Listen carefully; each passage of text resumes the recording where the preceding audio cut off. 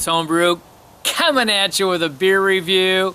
Hey, today I've got a really fun beer that came to me from Nathan Willett. That's right, from Hopback Nate himself.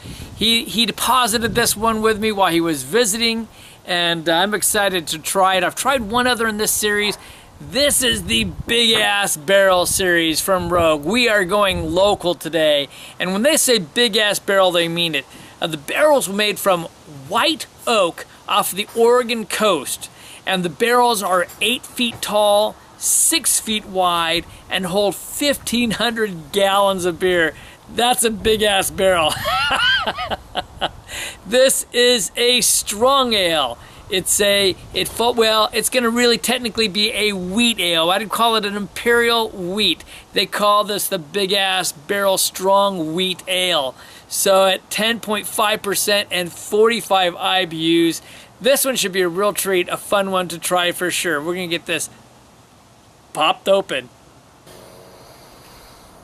Oh, that's strong, baby. That's some strong stuff. This ain't like any wheat beer that you've had before. I'm gonna guarantee you that. Look at that. All right, I saw the bubbles were rising off this. It's got a nice 2-finger head on there, and a nice creamy head. It's pretty looking. It's dark, I'm gonna tell you.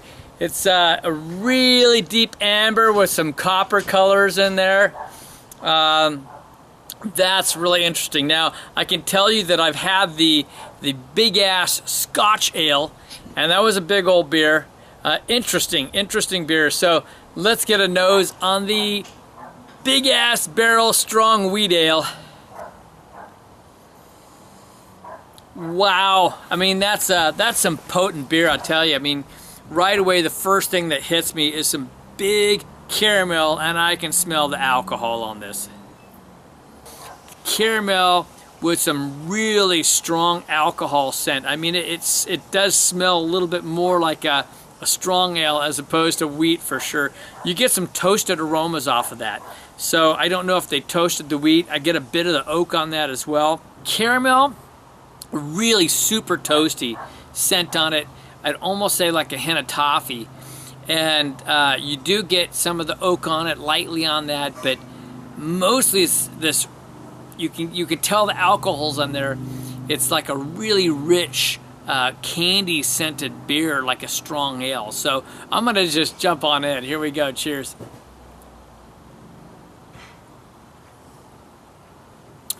Wow, that's interesting. The aroma smell huge, personally, but the taste is not as huge. But this is a wheat beer, and it's a very strong wheat beer. It's on the full side of medium. It's kind of creamy in flavor, which is odd or interesting, I should say. Yeah, real creamy. You do get a lot of that caramel, but you get some oak tannins for sure off this. You can really tell there's a good bit of oak on this, and it's very malty. It's interesting. I mean, it almost lends towards, like, you know, some of these Scottish ales and malty style beers. Yeah, you can tell the wheat is there, but there's so much malt. It's kind of like it's light and not all at the same time. It's really interesting. The toastiness is strong. The caramel is very present. There's an interesting taste, and I think a lot of that is the oak and just the tannins from the oak. It's a very unique beer for sure. I'm going to take some time with this, and I'll come back. Well, I would love to have been drinking this with Nathan himself. I would have really enjoyed that. This is a really unique beer. There's just, I've never had anything like this one, and I'm enjoying it much more than the Scottish version that I had on tap. I had my wife take a sniff on this. I love getting her nose on stuff, and she pulled out some orange, and then as I tasted it, it was kind of like a little bit. You get a little bit of some orange, and almost like there was a hint of like a Grand Marnier in there, you know, because you've got that nice alcohol with some orange. So there's a bit of that as well.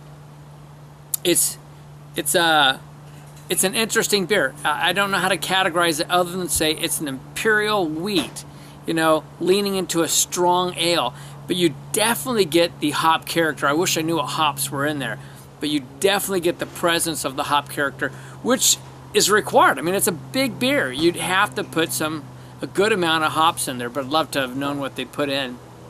It's a sipper in that it's so high in alcohol, and yet it kind of hits you, and then it kind of waters out, it thins out in the middle, and then it comes back, and then that hop character where the orange stuff comes in onto the backside, and you get more of that big oak character and the oak tannins off of it.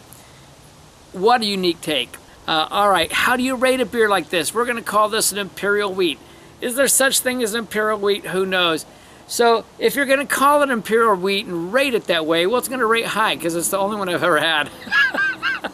And it's quite pleasing. I've got a great meal cooking, and I'm going to go enjoy that. I've had a long, busy day.